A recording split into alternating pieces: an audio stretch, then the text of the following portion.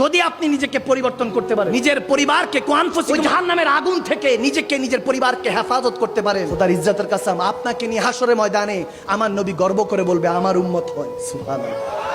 আবু হুরায়রা রাদিয়াল্লাহু তাআলা যখন শুনলেন যে পরিবারকে হেফাজত করতে হবে, সবসময় নবীজির কদমে পড়ে থাকতেন, বসে থাকতেন। হাদিসে এসেছে প্রায় 2 বছর বসে আছেন। নবীজি বলে, আবু হুরায়রা কি চাও, কি জন্য এখানে বসে থাকো? বলে, ইয়া রাসূলুল্লাহ আপনি তো বলেছেন মা বাবার খেদমত করতে, উম্মি উম্মি উম্মি 3বার মার কথা বলেছেন, একবার আবি আর বাবার কথা বলেছেন। এখন আমার মা তো কাফের।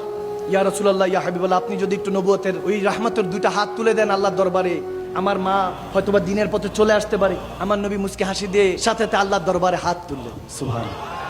আবু হুরায়রা রাদিয়াল্লাহু তাআলা মুহাদ্দিস আযম, এখনকার দুনিয়ার যারা দুনিয়াদার তাদের কথা বলছি না, আমার নবী সাচ্চা আশিক জেনারা, সাচ্চা সাহাবায়ে রাসূল জেনারা ছিলেন, তেনাদের কথা বলছি। তো যখন দোয়া করলেন, দোয়া মুখে ফিরাইতে দেরি নাই, আবু হুরায়রা একটা দৌড় দিলেন, একটা দৌড় দিলেন। তো সবাই বলছে, আবু হুরায়রা আপনি কোথায় যাচ্ছেন, কোথায় যাচ্ছেন? বলে, আমি দৌড়ায় যাচ্ছি এজন্য দেখতেছি আল্লাহর হেদায়েত আগে পৌঁছায় না, আমার নবী দোয়া আগে পৌঁছায়। সুবহানাল্লাহ বলেন না। দৌড়ায় গিয়ে যখন মার কাছে গেলেন, দেখে মা চোখের পানি ছেড়ে কাঁদছে। আবু হুরায়রা রাদিয়াল্লাহু তাআলা বলতে লাগলেন, মাগো কেন কাঁদছো? বলে, কে জানে একজন নুরানি চেহারা আসছেন। তখনকার ইহুদিরা এরকম ছিল যে বাইরে বের হতো না, কারণ আইএমএ জাহিলি যুগ ছিল। নারীদেরকে দেখলেই তাদেরকে হয়তোবা পণ্য হিসাবে ইউজ করা হতো, তাদেরকে বিভিন্নভাবে হ্যারাসমেন্ট করা হতো। আমার নবী তো সেই নারী জাতিদেরকে মায়ের মর্যাদা দিয়ে সর্বোচ্চ দামি বানিয়েছেন, ঠিক না? ওনারা সবসময় পর্দার মধ্যে থাকতেন। ইহুদি নাসারা যারা ছিলেন ওই সময়কার কাফেররা, তারা নিজেদেরকে পর্দার মধ্যে রাখতেন। এখনকার রেডিমেড মুসলমানরা পর্দায় থাকতে চায় না। তখনকার ইহুদি নারীরা নিজেদেরকে পর্দার মধ্যে রাখতে পছন্দ করতেন। তো বলতেছে, একজন নুরানি ব্যক্তি এসে আমার সামনে এসে মুচকে হাসি দিয়ে বলতেছে, আল্লাহ দ্বীনকে আঁকড়ে ধরুন, জীবন পাল্টে যাবে। সুবহানাল্লাহ।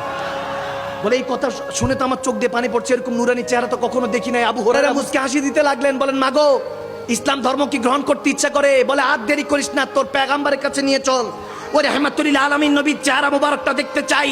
যখন ওইখানে গেলেন, আমার প্যারা নবীকে দেখতে লাগলেন, তখন আবু হুরায়রার আম্মা জান তিনি চোখের পানি ছেড়ে হাউমা করে কাঁদতে লাগলেন। আর একটু আগেই তো তিনি আমার চৌখাট পর্যন্ত পৌঁছেছিলেন। তখন আবু হুরায়রা জামানাকে শোনাতে লাগলেন, শুনো শুনো, আল্লাহর হেদায়েত আমার নবী, আর আল্লাহর দোয়া, আল্লাহর সমস্ত কিছুর খাজানা আমার রাহমাতুল লিল আলামিন নবী। যদি আপনার দিলের দুনিয়াটা আবাদ হয়, পাক হয়, ওই পাক হৃদয়ের মধ্যে আমার নবী আপনার সাথে দেখা করতে চলে আসবে।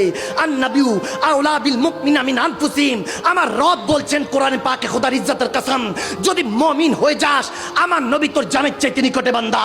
আর যখন জানের চাইতে নিকটে, নাহনু আকরাবু ইলাইহি মিন হাবলিল ওয়ারিদ, আর আমি শাহরকের রগের চাইতে নিকটে। বললাম, আল্লাহ তুমি বাইরে, তোমার বন্ধুকে তুমি জানের চাইতে নিকটে, ভিতরে কেন রাখছো? কারণ জান চলে গেলে ভিতরে এই বান্দাকে আব্দুল্লাহ থেকে লাশ হয়ে যায়, কেউ আর ঘরে রাখতে চায় না, নিজের বানানো ঘর থেকে বের করে দেয়, নাকি টিপ দিয়ে বলে গর্তের মধ্যে পুঁতে দেয়। ওই গর্ত যেটা আজকে অন্যের জন্য খোঁড়া হচ্ছে, একদিন বান্দা আপনার জন্য খোঁড়া হবে।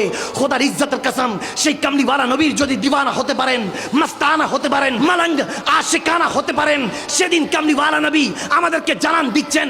রব্বে করিম কোরআনে পাকে ডিক্লেয়ার করছেন, রক্তের মধ্যে জান, জানের মধ্যে প্রাণ চলে, প্রাণ নিয়ে গেলে তুই লাশ হয়ে যাস। আর ওই জানের চেতে প্রাণের চেতে নিকটে আমার নবী থাকে। যদি নবী চলে আসে, মারকে ভি জিতে রহোগে, তুমি মরো জিন্দা থাকবা, চোখ বন্ধ থাকবে কিন্তু তুমি দেখতে পারবা। সেই নবী নূর দিয়ে তোমার সিনাটা মক্কা মদিনার আয়না বানিয়ে দিবেন আল্লাহ। সুবহানাল্লাহ।